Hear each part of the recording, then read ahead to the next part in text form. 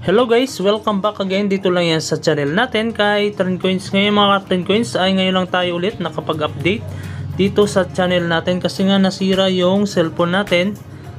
At ngayon lang tayo nakapag-upload dito kay Trendcoins. Ngayon mga Trendcoins ay mag-update tayo about sa World Up. Ngayon guys, itong about sa World Coin guys.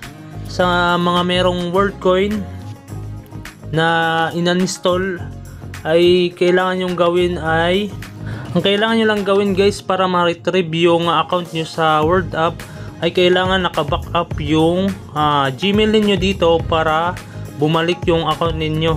Pero kung hindi kayo nakapag-backup dito ng Gmail ay hindi na po pwede yan maibalik yung account ninyo. Kumbaga wala nang pag-asang maibalik yung account nyo dito sa World Up. Ngayon guys, dito sa World Coin na to, yung World Coin to guys ay ngayon yung price niya ay 66.70. Bali tumaas siya ng 3.57% ngayon. Yung sa mga merong World Coin ay panoorin niyo kung paano mag-sell ng World Coin niyo papuntang Bitget at send to Gcash. Meron akong video dyan guys, panoorin niyo yung video ko. Lalagay ko sa description ng video na to para mapanood nyo itong video kung paano mag-transfer.